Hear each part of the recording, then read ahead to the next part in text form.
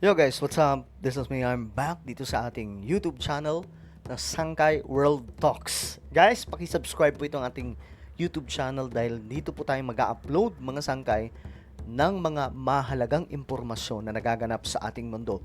I know, mga sangkay, pagdating sa Pilipinas, politics is parang sabungan na po yung politiko. Mga politics update, pero mga sangkay, mahalaga din po na malaman po natin yung mga nangyayari sa ating mundo. Dahil kapag po alam natin ang mga nagaganap sa ating mundo, nagiging aware po tayo, mga sangkay, sa mga pandaigdigang balita, which is mahalaga po yun, mga sangkay. Climate change, digmaan at marami pa pong iba. No? Kaya naman ngayon, i-check nyo sa baba ng video na to, makikita nyo po dyan yung subscribe button, pindutin nyo po yung subscribe, pindutin nyo po yung bell, at pindutin nyo po yung all. Okay? Sa mga nanonood po sa Facebook, i-follow nyo po yung ating Facebook page. Okay, guys, eto nga po mga sangkay. Medyo nakakabahala to. Ano ba, lulusubin ba nila yung mga ano na to? Itong UAE? Kabilang po dyan, syempre, yung Dubai. At ayon po dito, nagbabala daw po. Mula po ito sa Iranian news agencies. Ito po yung kanilang official government media. Nagbabala daw po ang Iran sa mga lugar, mga areas na malapit po sa Port of Jebel Ali sa Dubai, Khalifa Port sa Abu Dhabi, and the UAE's Port Fujairah. So anong plano nila? Lulusubin po nila yung buong UAE, mga sangkay. Kasi ang pagkakaalam po natin ngayon, ito mismong mga sangkay, itong Iran, naghihiganti na. Bumabanat na po sila ngayon, mga sangkay, nagbabagsak na po sila ng mga malalakas na mga pandigma. Kung kaya't, mga sangkay, ngayon, lalo pong lalala ang tensyon na ito. Alam nyo, kung may alam po kayo sa Bible prophecy, ang Iran po talaga ay kabilang sa mga bansa na susugod sa Israel. Sa Book of Ezekiel, chapter 38 and 39, nakasulat po dito ang bansang Iran. Hindi po Iran na salita. Ang ginamit po doon, syempre, yung pangalan na luma, Persia. Yung Persia ay kabilang sa Gog and Magog battle. Isa sa pinakamalaking digmaan na magaganap sa ating mundo. Napaparating po yan. Propesiya sa mga magaganap in the future bago po maganap ang pagbabalik ng Diyos. Ngayon, ayon po dito mga sangkay, nagbabala daw po. Ayan po. Ngayon, ang Amerika naman, ito ang kanilang ginagawa. Isa pong 90% oil supply ng Iran ang apektado.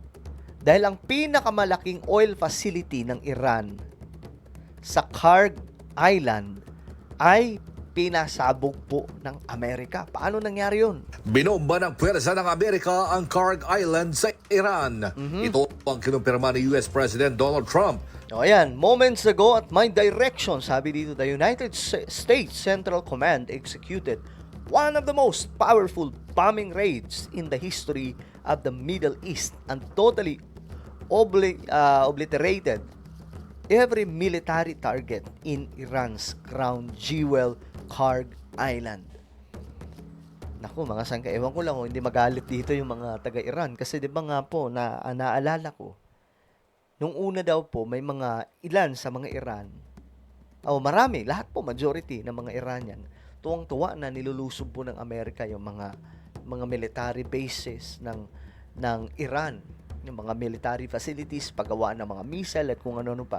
Ngayon, oil na ang tina-target. May iba daw po, gusto na nilang awatin yung Amerika na tama na kasi maghihirap yung bansa nila lalo kung paanuhin tong mga oil facilities nila. Kaya nga lang, mga sangkay, ang hirap pong pigilan nito kasi na to dire-diretso na po, mga sangkay, digmaan na to. Ang hirap pong pigilin ng digmaan na ganito na nag-umpisahan na po. Naaniya ay ang pinakamatinding pambobomba na nagawa sa kasaysayan ng gyera sa gitnang silangan. Kasunod ito ng pagkumpirma naman ni Air Force General Dan Kane ng isang malawakang pag-atake na ginawa ng US Central Command. Today will be our heaviest day of kinetic fires across the operating area. CENTCOM continues to attack ballistic missile and drone capabilities so that they are no longer a threat to U.S. forces, our bases, or our partners. Kasunod nito, inaasahan ng US na tuluyan ng mapipilayan ang pwersa ng Iran. Ang Kharg Island ay isang maliit na isla sa hilagang bahagi ng Persian Gulf. Itinuturing itong crown jewel ng industriya ng langis ng bansa. Nako, ayun lang. Pinakamalaking oil facility pala ito ng Iran. Diyos mio marimar. Wala na. Paano yung ekonomiya nila aandar na? Ganito na po. Wasak na po yung pinakamalaking oil facility nila, mga sangkay. Na nasa, separate po siyang isla eh. Dahil dito dumadaan at pinoproseso ang 90% ng crude oil export ng Iran. Grabe. At 2% ng pandaigdigang supply ng langis. Grabe. Ito yung nagsusupply ng mga pandaigdigang supply ng oil. Bago ang gyera sa Middle East, ang Kharg Island ay nagsusupply ng 3 milyong bariles ng langis Grabe. sa isang araw.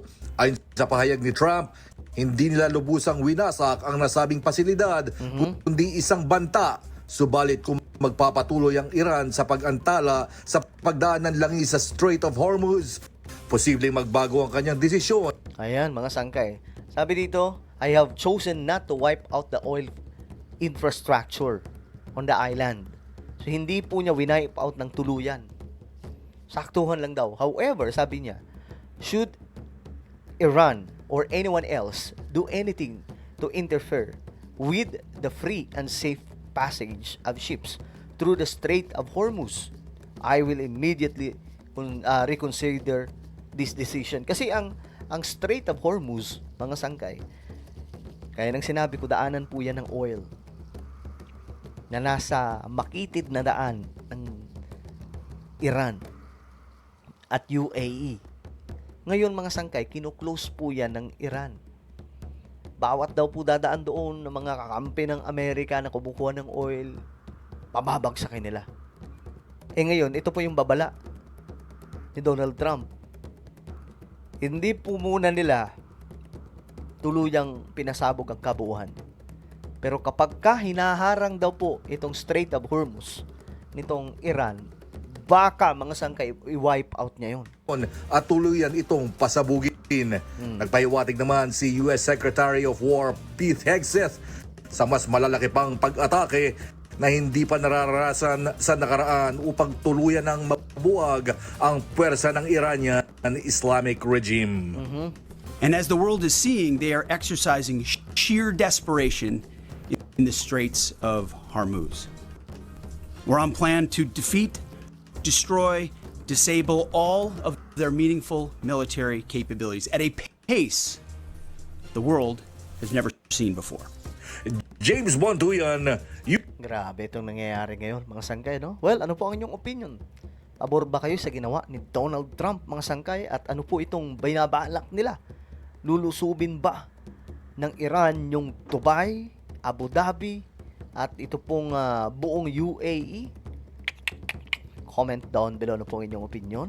Ako na po ay magpapaalam. Huwag niyo pong kalilimutan ngayon, guys, na i-subscribe yung ating YouTube channel.